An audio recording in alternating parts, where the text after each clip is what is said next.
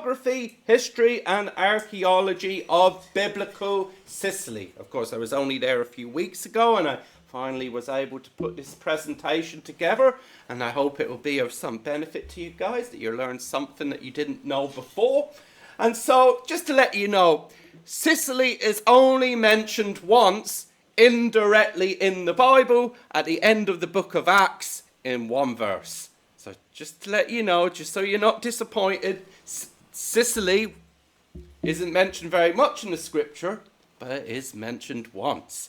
And because I was there, and because I like the topic, this is what we're going to do. So that's the joy of being the teacher. You can pick what you want to do. But guys, I'm glad to be able to bring this to you guys, and hopefully we can learn something this evening. And so, the Geography, History and Archaeology of Biblical Sicily.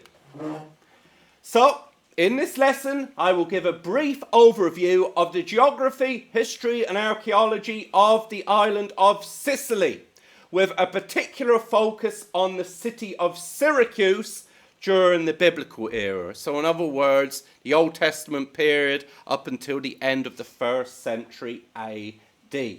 And so we're going to talk a lot about Syracuse because Syracuse, when written sources come into being in relation to Sicily, you find out very quickly that Syracuse is one of the main places mentioned.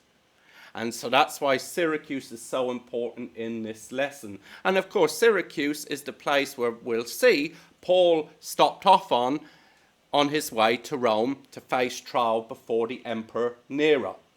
And so let's start off then. So where is Sicily? The geography of the island of Sicily. So of course, Sicily is an island. It's the largest island in the Mediterranean Sea, and is located centrally by the toe of Italy. And of course, if you look at Italy on a map, it roughly looks like a foot. And you see here, there's Sicily. It looks like a triangular football. Of course, footballs aren't triangular, but you sort of get the comparison there. It's almost as if Italy's given Sicily a good kick. But you see Sicily is down there, located at the toe of Italy. And of course, to the south is Africa, and to the north is further Europe, and to the east is Greece, and to the west is Sardinia and Spain. Now, because Sicily is located in the central Mediterranean, it made it an ideal stop and off point for those sailing between Africa and Europe, and from the eastern Mediterranean to the western Mediterranean, and vice versa. So it made it a very strategic place for trade and for, of course, travel. And also, as we're going to see, to control the Mediterranean. Because any shipping that was to come through, go from east to west, had to pass through Sicily. And so whoever controlled Sicily could control trade in the western Mediterranean. And potentially even trade going to the eastern Mediterranean. So like I said, Sicily is located at the toe of Italy in the central Mediterranean. And in essence, it acts as a natural crossroads between the east and west, and then south and north. So an ideal stop and off point. Now, if you were to visit there, what is Sicily like geographically? What's there? You know, how does the landscape differ, say, from here in Ireland? Well, the island is dominated by hills and mountains. So if you visit there, you'll notice that most of the flat, fertile areas of Sicily are located around the edge of the island. Particularly you'll see around the region of Caternia, there's a very large fertile plain. Now, the very fact that Mount Etna is there, that has proven very useful for the fertility of the lands near and around Etna, because volcanic ash is very fertile. And we'll discuss that here in a few moments. But the further inland you go, the more mountainous and hilly that it is. And in particular, you have Mount Etna. Now, Mount Etna is the highest active volcano in Europe. And so, of course, Mount Etna frequently erupts. In fact, when I was there and visited Mount Etna, it was erupting that very day. And the fact was, when someone said, oh, look, the mountain's erupting, I went out and had a look at it, and because it was cloudy, you couldn't really distinguish the ash and the steam and that were coming off from the mountain, from the clouds behind it, until I had a very closer look and realised, oh, clouds, don't come up from the ground.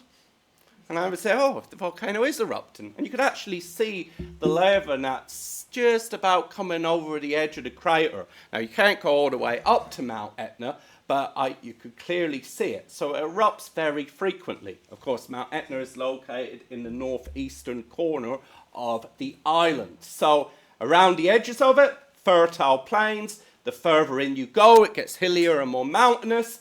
And then Mount Etna is the highest active volcano in all of Europe. And as you can see there, it's 3,326 meters in height.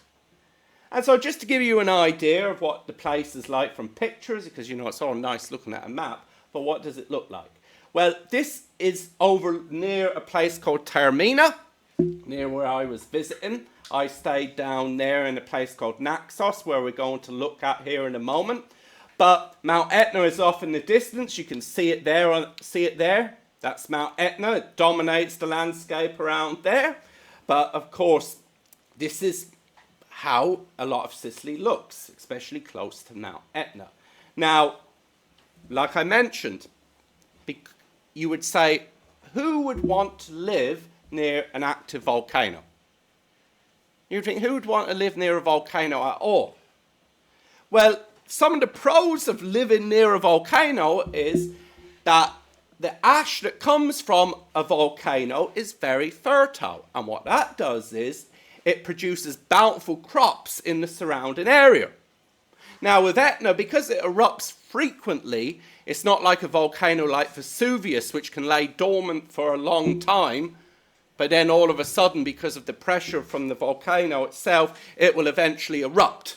Whereas with Etna, the smaller eruptions release the pressure under the ground, and so it makes it relatively safe. However, Etna has had major eruptions in its history, and it can be very dangerous. So it's sort of like pros and cons. Pros are, it's a great place to grow crops because of the volcanic ash, but if it erupts, well, it could destroy your livelihood, your farms, your house, and your very life. So you just sort of hope it doesn't erupt too bad and things just continue on as they are. So Mount Etna. So pros and cons. It's the way with most things in life. There's good points and bad points. And this is looking down towards Sicily, about 2,000 meters up Mount Etna. You cannot go all the way up.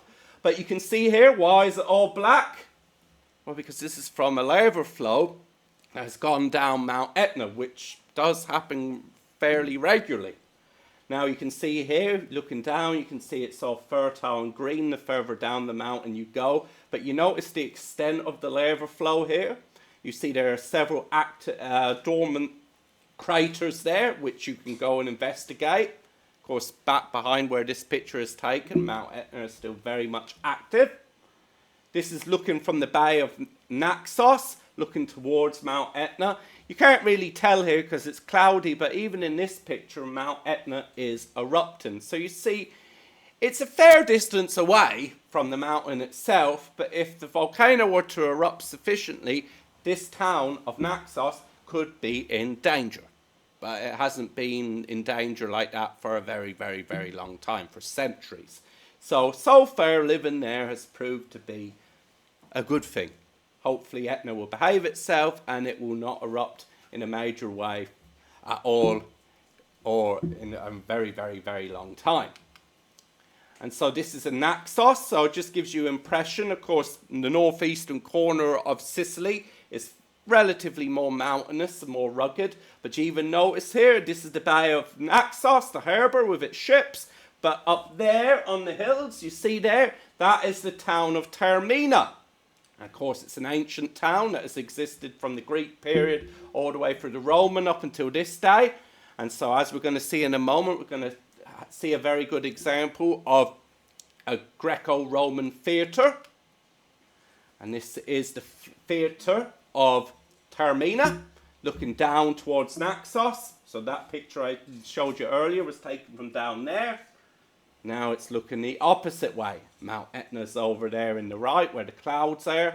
But this is the Greco-Roman theatre of Taormina. So it's one of a splendid example of such a theatre, and usually the Greeks, they would build their theatres in scenic places to give a beautiful backdrop. Well, what the Romans did later on is they would build an artificial one, and in fact, later on, this whole theatre was covered over. So I would prefer the more open view, but the Romans liked the backdrops more than they liked the scenery. But it just shows you how styles and tastes change over time. Now, that's a little bit about geography. So we know where Sicily is, we know roughly what it's like, but what about the history of it? Well, in honesty, little is known about the early history of the island, though it is known that 3 main people groups lived there by the 8th century BC. As you can see on this map, you can roughly divide it into 3 areas. The Elymians, who lived in the west. You have the Sicans, or the Sicani, in the central part of the island, and the Sicels, in the eastern part of the island. Now you may say, well, where did the name Sicily come from? Well, it came from the Sicels. In other words, it's the island of the Sicels, or Sicily. So this island would later be called Sicily after the Sicels who lived on the island. Now, an earlier name for the island was Trinacria. So that's a much earlier name. Why did they call it that? Well, because it's triangular in shape. Of course, you can see sort of the idea here. You see 1 corner, 2 corner, and the points up here facing west. So they called it Trinacria after its triangular shape. So Triangle Island. You know, it's not a very imaginative name, but if it's shaped like a triangle and it looks like a triangle, well, let's call it Triangle Island. So not very profound, but hey, it sounds fancy until you realise what it actually means. So we don't know much about the island from its very early history. We know there were people living there, they know they had their cultures, but unfortunately, because we don't have any real written sources, we don't know very much about them at all. Now, the ancient Greeks and other cultures in the Eastern Mediterranean did know about this place, but it was sort of on the fringes of the civilized world. It was sort of like the Wild West of the Mediterranean. Now, over time, that diminished, and as we're going to see, influence from the Eastern Mediterranean would spread westwards. Now, the history of Sicily becomes much clearer from the 8th century BC onwards, with the colonization of the island by the Phoenicians and by Greek settlers. And as we'll see in a moment, we'll see where most of the Phoenician and the Greek settlers inhabited the island. Now, the thing is, the first Greek colony on the island was founded in 734 BC on the eastern end of the island at Naxos by Greek settlers led by Phocles from Chalkis on the island of Euboea, Greece. So literally we know the people who established the very first ancient Greek colony on this island. And it's from this point on that we start to get written sources about the history of the island.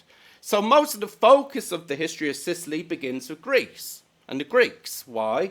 Because they're the ones who colonized the island, though there were native peoples there. Now you may say, what happened with the native peoples? Well, it depended on where the Greeks landed and where they went. Sometimes they lived peaceably with some people and intermarried and mingled with the peoples who were there. Other times there was conflicts. The Greeks would push them off, or the Sicels or other people would push them back. It just depended on the situation. So there were peaceable relations, but also hostile. Now, here you see on your right a couple of pictures of artifacts that were discovered at the Greek site of Naxos.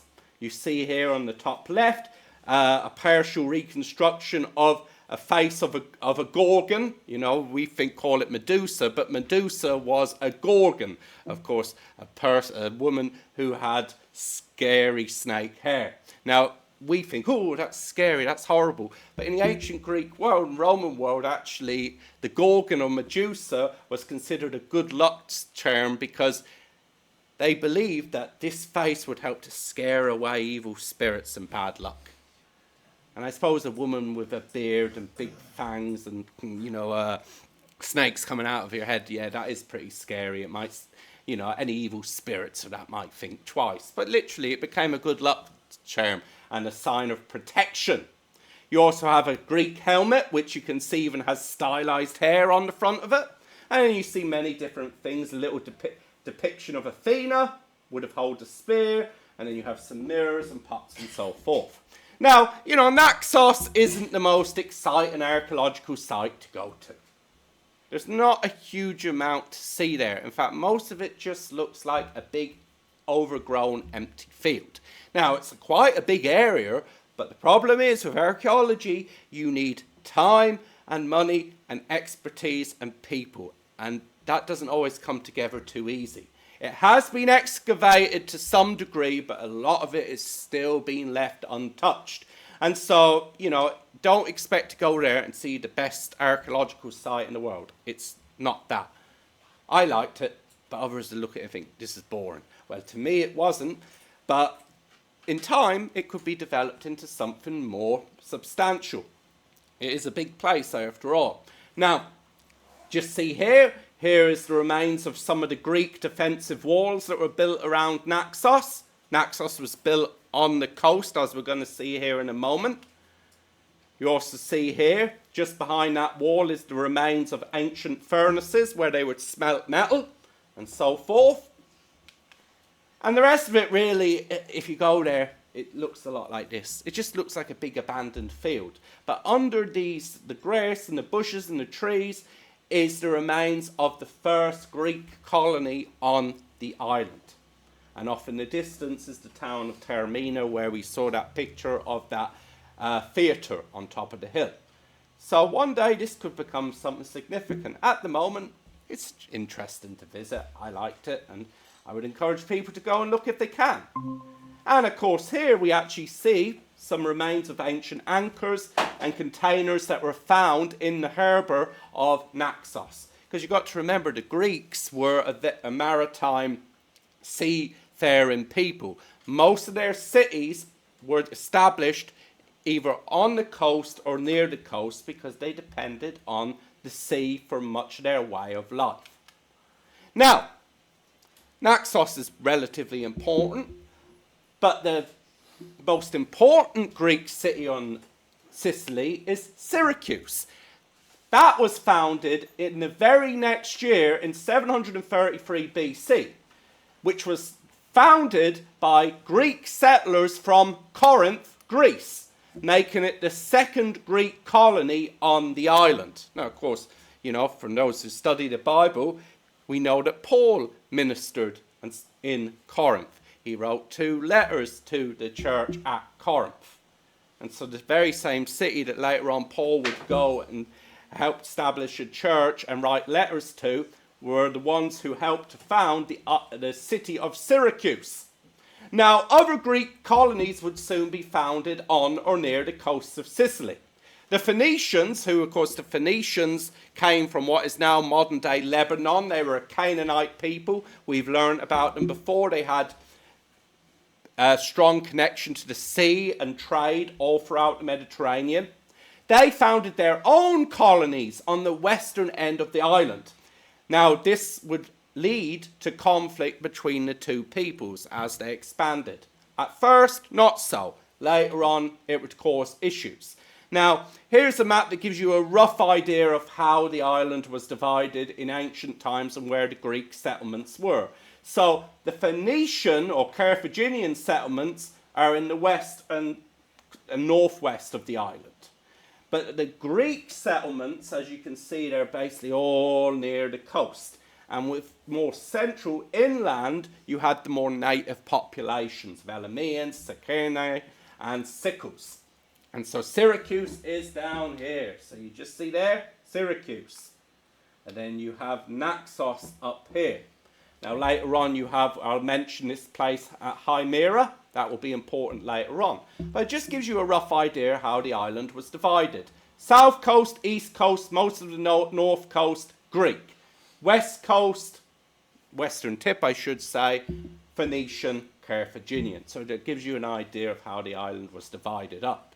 This would cause conflicts later on. Now, just to give you an idea of what Syracuse is like, this is a picture going on to what is known as the island of Ortygia in the harbour of Syracuse. Now, Ortygia is where the original settlement of Syracuse was established. Now, of course, being a maritime people who depended on the sea, one of the things that Greek colonists would look for in establishing a colony was a good natural harbour. Because you need somewhere to keep your ships safe, don't you?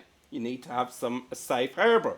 Well, Syracuse has a massive harbour and it's naturally defensible. And by establishing your colony on an island just off the mainland, that's another good reason to establish here.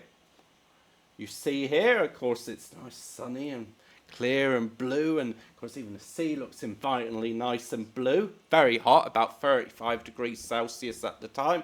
I didn't mind. But this is just looking out towards the harbour of Syracuse, the Grand Harbour. This, of course, now, Syracuse is still a modern city after the New Testament period. It has a rich history, which we're not going to be dealing with. But the ancient remains of the city of Syracuse, unfortunately, most of them are under the modern city of Syracuse. And this is one of the main squares in Syracuse. Now, this cathedral dedicated to Mary is going to be important here in a few moments, and I'll mention it here when I get to it. But, you know, you can visit Syracuse. It's a nice place. Even the modern architecture, a lot of it is very Baroque architecture. I don't know much about it, but it is a nice place to visit, even if you're not looking at the Greek or the Roman history of the place. Now, Syracuse, like I said, was originally founded on the small island of Ortygia. Now, you see over there on the map, there's Ortygia. So that's where the original settlement was. Now, as you can see, it was also in a natural harbour, made it another advantageous place to colonise. However, over time, the Greek settlement would spread to the mainland, and it would eventually consist of 4 districts on the mainland, including the island of Ortygia. So you have Ortygia here, you have Acradina here, you have Tyche here, you have Epipoli here, and then you have Neapolis. Now, Neapolis literally means the new city or the new part of the city. And so you can see it was divided up into 5 districts. The original island, and then the mainland section of the city, which expanded over time. Now, after it was founded, for over 200 years, Syracuse and Sicily remain somewhat unremarkable in the grand scheme of things in the Greek world. They know about it. It's growing, settlements are established, cities are expanding, trade is expanding, relationships are expanding. But really, it was sort of a backwater in the Greek world. However, Syracuse started to prosper and grow in wealth and importance during the leadership of the tyrant Gelon. Now, he reigned from 485 to 478. His rise to power was supported by the citizens of the city, because the citizens of the city had finally had enough, and they decided they were tired of the oligarchy and the aristocrats who ruled over them, so they decided to help establish Gelon as the tyrant or the single ruler of the city-state of Syracuse. Now, this shouldn't be surprising to us. We use the term tyrant today. We go, oh, it's bad. Funny thing is, though, tyranny was actually a rather common thing in the ancient Greek world. If you check most of the history of ancient Greece, you see that they started off with monarchies, then they went to oligarchies, so one-man rule, then the rule of a few, then they would often go to tyrannies, then they would go to a democratic system, and then they would often go back to a king system or a tyrant system. So it's sort of like a circle. It tends to go around and around. They try one thing, they get fed up with it, they go to the next. That seems to be the natural order of how man does things. It always seems to go back to one-man rule. Now, that could have its good points. If you had a good tyrant, that was great. But you could also have bad tyrants. It sort of depended who the tyrant was. And a lot of the great times of expansion of the cities and their wealth and culture actually took place during the reigns of many of the tyrants of Greek cities. So it wasn't all bad. It was nuanced. It could be good, but it could be bad. It depended on the situation. The problem is, if you have a good tyrant, but then you have a bad one, most people tend to remember the bad one. It's sort of like, when people make reviews. You go online. When do people mostly like to make a review of a thing? When something goes wrong. But then a lot of people could be happy, but because they're happy, they just don't leave a review. You're tempted, if you go online, you want to review something, most of the time people are more inclined to say something when something's gone wrong. And so, like I said, it's a very nuanced way of looking at things because that's how the history goes. However, Syracuse is dominated by the rule of tyrants up until the Romans take control of the city. Now, in 480, a Carthaginian army, of course, Carthage was located in Tunisia, North Africa, established by the Phoenicians. A Carthaginian army led by Hamilcar invaded the island. However, Gellon defeated the invasion at Hymera. Remember that place I showed you earlier on? Now, interesting point, whether it's true or not, we don't know for sure, but Herodotus records that on the same day back in Greece, the Greeks, led by Athens and Sparta, defeated the Persians at sea at Salamis. Now, whether that's true or not, we don't know, but it did happen in the same year. But the point Herodotus is making is that the Greeks were able to defeat two of the great powers of the Mediterranean, Carthage in the west and the Persians in the east. And what he's saying is Greeks are superior to all of their barbarian enemies that surround them. And this happened twice in 1 year.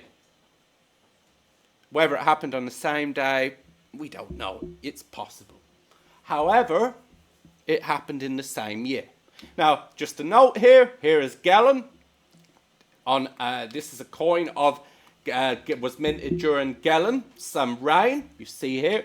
You in fact notice the chariot there. He was well known for being a horseman.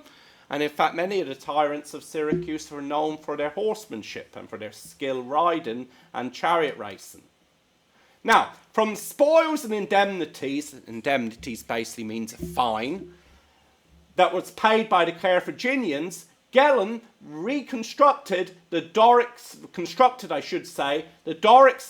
temple to Athena on Ortygia, which is partially preserved in the structure of a later church dedicated to Mary. Remember one I mentioned earlier on? That cathedral is based on the ruins of a temple to Athena, a Doric-style temple. And you can notice here, there's the front of the cathedral, but inside, you notice here these pillars? They're the pillars from the Greek temple to Athena that was built by Gellon on the island of Ortygia. There's also the remains of an earlier 6th century BC Doric temple, the oldest on the island, which was dedicated to Apollo. That can be found just down the road from this one. So notice here, this is the side of the cathedral. There's the front, but notice here, what are those? Those are the pillars from the Greek temple that was dedicated to Athena, incorporated into the walls. You go in here, you see here, just between the relatively more modern pillars, you see more of those ancient Greek pillars that were dedicated to Athena. This is the temple to Apollo, or what's left of it. Not a huge amount, but one of the oldest Greek temples on the island. So you can see it here. That's just a few minutes walk away from the other one. Now, when Gellon died, his brother Hiero, who reigned from 478 to 467 BC, became tyrant of the city. Hiero was famous as a rider and won the horse race at the Olympics in Greece. So he went all the way to Olympia in Greece and was such a successful horseman, he won at the Olympic Games. He also consolidated the work of Galen and helped to push back Etruscan advances towards Greek colonies in southern Italy at the Battle of Cumae in 474 BC. You say, who are the Etruscans? Well, the Etruscans were the main power in Italy before the rise of Rome. They were located in northern Italy. Now, you say, what's this? It looks like a big chunk of metal with some squiggly writing on it. Well, interesting point here. This helmet with an ancient Greek inscription of it, if I remember correctly, it was found in the remains of a temple in Olympia in ancient Greece. And what's on it? Well, this is an Etruscan helmet that was taken from the defeated Etruscans after the Battle of Cumae, and an inscription was put on it, dedicating it to the victory that Hiero achieved over the Etruscans. So this one bit of metal, this helmet found in Greece, backs up what the written sources tell us about Hiero's victory over the Etruscans all the way in Italy. You know, funny how things work. But this is dated all the way back to that victory, which helped stop the Etruscans taking over southern Italy, where there were many Greek colonies. Now, the next major incident centered on Sicily or Syracuse was the disastrous attempted conquest of the city by the Athenians in 415-413 BC. During the Peloponnesian War, which was fought by the Greeks, Athens and her empire, versus Sparta and her allies. Now, you can't go into all the details of that. That's very complicated. However, Athens tried to conquer Syracuse because of its wealth and its power. If it could do that, it would dominate the Western Mediterranean and show that it was the greatest city and empire in the Greek world. However, Syracuse was assisted by Sparta because Sparta was allied with Corinth. And of course, when Syracuse was being invaded, a Corinthian colony, they sought help from Corinth, and Corinth told Sparta, and Sparta sent assistance. Well, cut a long story short, by the end of this disaster, the roughly 7,000 remaining men of the Athenian army, there had originally been about 40,000, were imprisoned in a large quarry at Syracuse for 10 weeks. Those who survived would eventually be sold into slavery by the Greeks, which was not usually done. Now, interesting note there, you can go to the quarry and you see this cave here.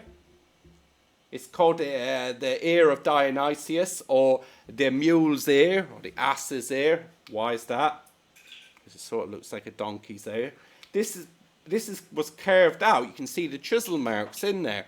But it has very good acoustics, and people go in there and sing little songs, and you can hear them, and it reverberates all over the place. Of course, you can do like I did, go there and shout for the guy Tony. I said, Tony, come on, get a move on. Of course, they were all being gentle, and I said, no, if you're going to have to test the acoustics, you've got to get loud. And you could... It's true, it is very good, and you can hear it. And you can hear it going bounce back and forth. But this place, though it looks lovely today, it's mostly like a garden, was a prison. Was a place of suffering for many thousands of Athenians and for others too. And you know, think about it, a quarry is a good place for a prison because there's generally only one way in and out unless you're going to, and as you can see, climbing up the sides isn't really an option. And you may say, how did the city have a quarry?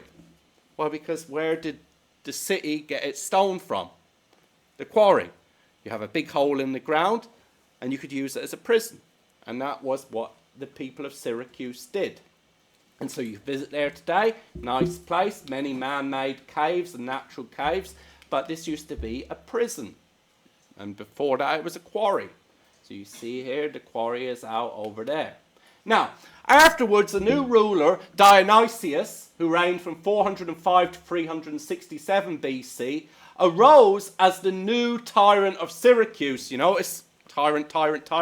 Now, there were times when they did experiment with democratic systems, but didn't generally work out and usually went back to a tyrant. Now, he arose as a result of a Carthaginian attempt to conquer Sicily in 406 BC. And you'll often find tyrants will rise to power during times of local or national disasters.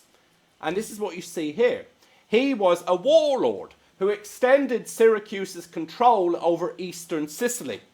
Now, he was apparently paranoid that he might be murdered.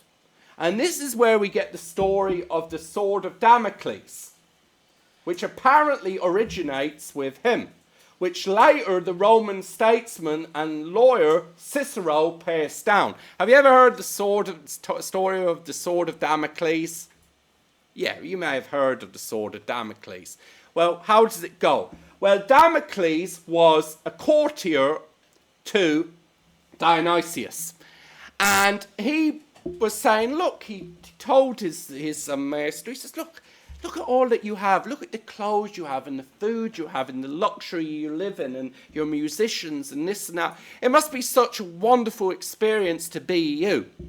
And so the tyrant said, wait there, I'm going to show you what it's like to be me. And so what does he do? He gets Damocles and he gives him the finest couch to lie on, the finest food, the finest vessels, singers, entertainers, the finest clothes. He's in his palace. But then we know what he does, as you can see on this picture. He gets a hair from a horse's tail and he gets a sword and he apparently ties up this little hair onto the handle of this sword. And you know what he does? He hangs it above Damocles. And he says, okay, enjoy. And so Damocles, of course, is absolutely paranoid that he's going to be killed in any moment, even though he's surrounded by all this luxury. And in other words, Dionysius is like, that's how my life is. I'm literally in a gilded cage. Any moment I could be killed. Do you want my life? He said, no, Damocles, no, that's all right. And apparently they were great friends afterwards. So that is apparently the story. So that's where the sword of Damocles comes from, which shows you sometimes you have to be careful of certain things because there could be something you're not thinking of. And that's his point. Now, also, Plato visited him. Remember the famous Greek philosopher? Well, Plato visited him during a trip to Syracuse in 388 BC. Now, after a single meeting, Plato, who did not approve of the man's lifestyle or character, was forced to quickly leave Sicily by ship because Plato basically insulted the tyrant in his own city over dinner. Not probably a wise thing to do with a paranoid man who you basically accuse him of a gluttonous, luxurious living, and, Plato wasn't too impressed with him. Dionysius was not impressed with Plato at all. And according to some sources, he was so angered by Plato's remarks or insults, he arranged for the ship's captain that he was leaving on to either murder or sell Plato into slavery. Plato was apparently sold as a slave, but soon he was freed by his friends when they found out about it. Now, some people say, did that happen or not? Plato never mentions it directly. It's others that mention it. Though, you might not want to be a famous Greek philosopher and admit, well, I sort of insulted a tyrant and he had someone to kill me, but then I was sold as a slave and my friends had to buy me out. That's probably not something you might want to make known. So people wonder. But anyway, it's a famous story. So you can see here the tyrant wasn't happy. Now, with the death of Dionysius, a period of chaos occurred in Syracuse with a string of very relatively minor tyrants ruling over the city and with several wars with Carthage. So like I said, Carthage was pushing eastwards, then the Greeks would push westwards, back and forth, back and forth. So you have Dionysius II, Dion, Timoleon, and then Agathocles. Now, interesting to note, Agathocles is the first ruler of Syracuse who is named as a king. Now, it's also important to note that this was the time when the successors to Alexander the Great, who had divided up the kingdom of Alexander in the east, were also calling themselves kings. So that was the popular thing to do, and kingship in the Greek world became more acceptable. Another point is in 278, Pyrrhus, who was the king of Epirus, Epirus is not located north of Greece, he attempted to take control of Sicily. You would say, why? What's he doing all the way from north of Greece and Macedon all the way in Sicily? Well, Pyrrhus had tried to assist the Greek colonies in southern Italy against the expansion of Rome. Now, this is where we get the term Pyrrhic victory from. You remember Pyrrhic victory? You ever heard that? What's that mean? Well, it means a victory that it's so costly it wasn't worth it at all. Now, where does that come from? Well, after one particular battle that Pyrrhus fought against the Romans, he won the battle, but he is claimed to have said, look, if we have one more victory like this, we're done. So he won, but it was so costly it just wasn't worth it at the end of the day. That's what a Pyrrhic victory is. You've won, but the cost may be so high it wasn't worth it whatsoever. You probably shouldn't have done it. Well, he leaves to go to Sicily to help the Greek colonies against the Carthaginians. He has success, but then he falls out with the Greeks there, and they want rid of him. And so he leaves in 276 BC. So you see that here. Here's a Roman bust of Pyrrhus. So there you go, a Pyrrhic victory. And what Pyrrhus basically says is, he says this. He says, look, when I leave here, this island is going to become a battleground between Carthage and Rome. And guess what happened? Pyrrhus was absolutely right, because that's what Sicily became. A battleground between the Carthaginians and Rome. Now, before that, though, the last great ruler of Syracuse was Hiero II. Reigned 269 to 216 BC. His success was based upon a treaty with Rome in 263 BC, which helped shield Syracuse during the First Punic War. In other words, Punic was the term given to the Carthaginians by the Romans. The First Punic War was fought between Rome and Carthage over the island of Sicily. Pyrrhus was right, in which Rome would eventually be victorious. Now, Rome rewarded Hiero's support by giving him control much of the east of Sicily. The rest of the island became the first foreign Roman province. And you may say, what? Sicily? Foreign? You know, Sicily today is a part of Italy. But consider it to the Romans, after the end of the toe of Italy, there's a little stretch of water about 3 miles wide between it and Sicily. Technically, Sicily was a foreign province to the Romans. Their first ever province outside of Italy came about after the First Punic War. Here is Hiero himself on a coin that was minted during his reign. Now, the city during his long reign became one of the greatest cities in the known world, having a population of about 500,000. You know, you hear of like great cities like Rome and Alexandria and Antioch and Ephesus, but for a time, Syracuse was one of the greatest cities in the Mediterranean. It was one of the greatest cities in the world. In fact, at its height, it had a wall, a defensive wall that spanned, if I remember, about 24 kilometers around the edge of the city. It was a massive place for its time. Hiero had a massive altar built that was dedicated to Zeus the Liberator, and also remodeled the existing theatre in the city district of Neapolis.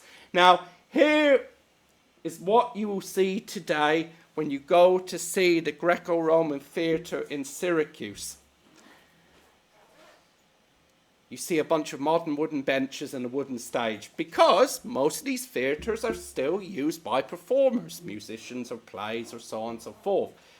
But it's a bit disappointing when you go to see a theatre and all you can see is wooden benches and a wooden stage. And you're like, I want to see the original. No, wooden benches, wooden stage, you've got to be happy. Very frustrating. It's almost like going to a place and you see scaffolding around it. The musicians and the performers took it back over again. But anyway, no, they are used today, and you know, it's just funny. You go and you like think, oh, look at this. I want to, oh, wooden benches. That's exciting. But anyway, here is what's left of the altar to Zeus. Now, this is massive. This is just one structure built by Hiero near the theatre. Like literally, you notice here how long it is? One altar. You see the steps going up here and the ramp? You can't, what's left, of course, this is only the foundation, the base of it. This was massive. This is one of the biggest altars in the ancient world. It's massive. Here's what the theatre would look like without those horrible wooden benches and stuff. So you can't even go down into it. You can't even go and see it. You're not allowed in it. Oh. But anyway, this is what it looks like underneath. So you can see the modern performance area, the orchestra area, and then you can see also the seating. Now, you would do plays during the Greek period. You would have performances like plays and tragedies and comedies and so on and so forth. During the Roman period, it would be used for that, but it could also be used for gladiatorial games and so forth. It would be adapted. Up here would be more seating, and there was a decorative fountain too. And here's just looking down. So and off in the distance is the harbour and the city of Syracuse. So this was one of the greatest theatres in the ancient world. Now, a famous friend and relative of Hiero and fellow Syracusan was Archimedes. Ever heard of Archimedes? Yeah, most people have probably heard of Archimedes, even if they don't know who he is. Archimedes, and there's a statue, a modern statue, honouring the man, because he was a local boy who made good. Archimedes is famed as a mathematician, astronomer, civil military engineer, and architect. So you could say he was a bit of a genius, a bit of a smart lad from town. Now, he is famous though he's famous for many things, but he is famous for jumping out of a bath and running naked through the street shouting Eureka. Have you ever heard that term, Eureka? That means I found it in Greek. When he discovered that different materials displace different volumes of water. Why did that happen? Well, see, Hiero, he had received a crown, and supposedly the crown was made of pure gold. But Hiero was a bit suspicious. He's like, I don't think this is pure gold. He has no way to prove it. He thinks there's silver mixed in. But how do you tell the difference between pure gold and gold mixed with silver? Well, he goes to Archimedes and says, look, if there's a smart lad who can figure this out, it's you. And so that's what Archimedes tries to do. And so when he was in the bath, taking a soak, thinking about this problem, he realised, wait there, different materials displace different amounts of water. So if you put a human body in a tub of water, it will displace a certain amount. You put gold in, it will displace so much. If you place a mix of gold and silver, it will displace so much. And so he realised in the bath, wait there, I found it. I figured it out. And he got so excited in a nerdy sort of academic way, he ran down the street naked, crying Eureka to everyone. And they must have seen, what's wrong, Archimedes? I found it. What have you found? Well, not your clothes anyway, you lost them. But that's it. So that's where the term comes from. He figured out, oh, that's how you solve the problem. And they found out that the crown wasn't a mix of silver and gold. And Archimedes was right, and so was Hiero. Now, towards the end of his long reign, Hiero died at 92. War broke out again between Rome and Carthage. This is the Second Punic War, 218 to 201 BC. With the death of Hiero, his 15-year-old grandson, Hieronymus, became king, but was soon murdered. Though, before his death, this cheeky young lad here, that's him, Hieronymus, he broke the alliance with Rome and sided with Carthage in the war. Bad idea. He shouldn't have done that. He was a stupid young lad. He should have known better. How did he think that his granddad had been so secure? Because he allied with Rome. Anyway, this would be a disaster for the city. Rome, not surprisingly, sent an army and navy led by Marcellus to besiege the city in 213 BC. Now, the city, with the assistance of Archimedes' devices, apparently he invented several devices. One of them was where you would have this crane-like device with a counterweight on it, and what you do is you'd lower it down, it would hook onto a ship, and the counterweight would pull up the ship and then drop it down into the sea. And apparently he also made this big, like, reflective lens of, like, a bronze. And you know the way, you know, naughty children who like to torment ants get a magnifying glass and sort of get in, they can burn the little creatures. Shouldn't do that. That's just sick, guys. That's like putting salt on slugs. It's not nice. But anyway, he made this, and apparently he was able to set fire to the ships that the Romans sent. Now, it's not clear if he did or didn't, but there are many stories saying he did things like that. However, Archimedes, during the fall of the city, was accidentally killed by a Roman legionary during the looting of the city. The Romans did not want Archimedes dead. They wanted him alive. He was like the military genius of his day. They wanted to keep him. It's sort of like, you know, after World War II when the American government helped ship over Nazis over to America to use them for their skills. They didn't like Archimedes for all the trouble he caused, but he was smart and they wanted him. Well, apparently the story goes, one of the stories is, he was busy doing his nerdy calculations on the ground in the dust, and a Roman legionary who's full of bloodlust and drink and looting and pillaging and whatever, comes in and he sees this old guy on the floor doing his things. He's like, get up! And the Roman and Archimedes, no, I'm not getting up, I'm too busy. And, you know, it's probably not wise to do that. And what does Archimedes do? He keeps saying no, and then finally the Roman legionary just stabs him to death and goes off. Romans didn't want that to happen, but, well, Archimedes should have probably known better and continued his work elsewhere. The city was captured, and the wealth of it was compared to that of Carthage by the later Roman historian Livy. This made the whole of the island a province. So up until that point, Syracuse was its own independent kingdom. Now all of the island was a province. And here's a mosaic depicting the death of Archimedes. So sometimes it's best to leave your work alone and go with the nasty man with a sword who's getting angry at you. Nothing's worth that. Showed he was dedicated, though. Got to give it to Archimedes, a man who's willing to jump naked out of a bathtub, run down the road shouting, I found it. That's some dedication.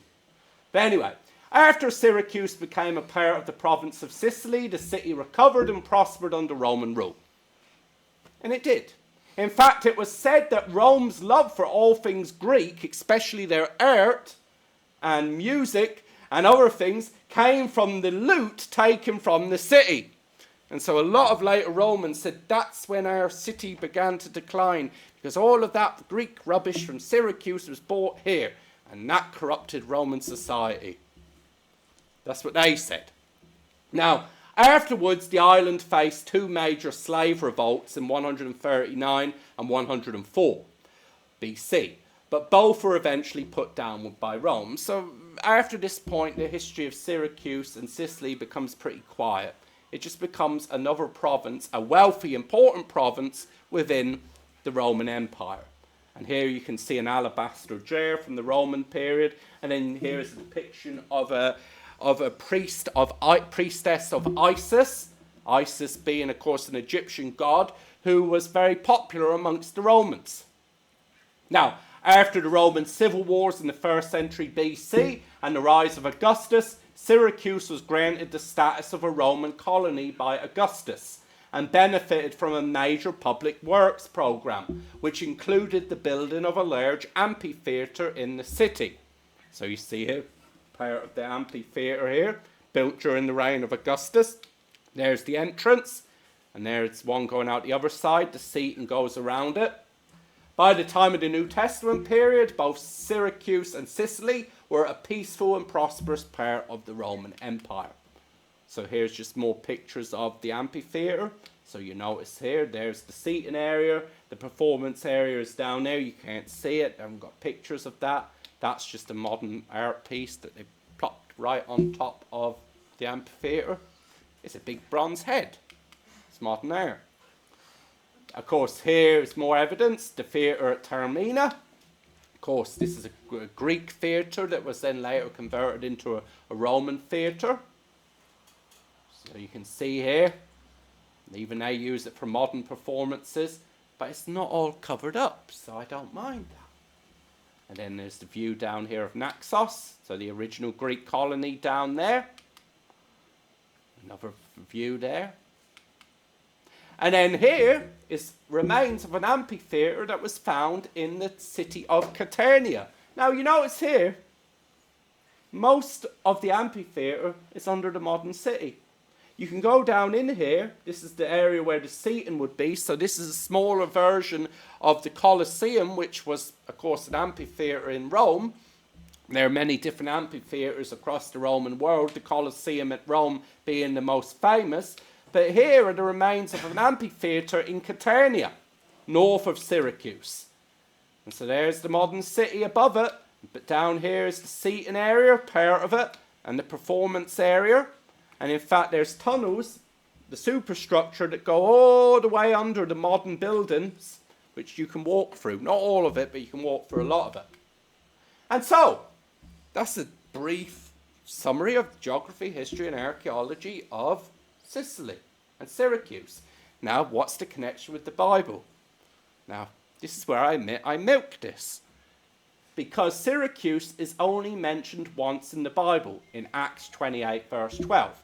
Sicily, in fact, is not mentioned once in the Bible, but Syracuse is in Sicily, so technically, indirectly, it does. That's my logic, and I'm standing by it. Anyway, it's mentioned just once, where it states that on Paul's journey to Rome, the Alexandrian grain ship that Paul was travelling on from the island of Malta stopped at the port of Syracuse for 3 days before heading onwards to Italy. That's all it says about Syracuse. An incidental bit of information. Paul stopped there for 3 days and then they went on their journey northwards. That's it. One of the greatest cities in the ancient world, and Luke's writing Acts, he's like, oh, and by the way, Paul stopped off here for 3 days. We don't even know if he got off the ship. It could have been possible that he just stayed on the ship waiting for the wind to go, to blow northwards. Is it possible they stopped off? It's possible. The Bible doesn't tell us what Paul did or didn't do at Syracuse during those 3 days. He could have just stayed on the ship waiting for the wind to change so that he could sail north. He could have got off. He could have preached or taught. We just don't know. We do know, though, by the 2nd century AD, there was a Christian community in Syracuse. Whether that's as a result of Paul or someone else, we don't know. Now, interesting note here, it says that Paul took an Alexandrian grain ship. That's like the super container ships of the Roman world. Because where Rome, the city, got most of its grain from, early on it was from Sicily and then North Africa, but then later it was Egypt. And of course, Alexandria in Egypt, that was the place to ship grain from. These were massive ships. And so when Paul was shipwrecked in Malta, guess what? He stayed there until the sailing season started off again, and he found a ship that he was able to take that was heading towards Rome. And so as they travel north, where's the first logical place for the ship to stop? Sicily, Syracuse. Remember, it's the crossroads of the Mediterranean. He who controls Sicily controls the central Mediterranean and passage from north to south, east to west. That's why people fought over it so much. The Greeks, the Carthaginians, the Romans, and then later others. And here is a depiction of a much smaller grain ship. This isn't an Alexandrian one. This is just a smaller one. But that's how it would have gone. Ships would have either travelled from Greece or North Africa, stopped off at Malta and gone up north towards Rome. And that's all the Bible says about it. It's unknown as to what impact Paul's brief stop on Sicily and at Syracuse had on the island and the city. We just don't know. We just don't know. But yet we know he stopped at the port of Syracuse for 3 days. And so, in conclusion, we have learned just a little bit about geography, history and archaeology of Sicily and Syracuse during the biblical era.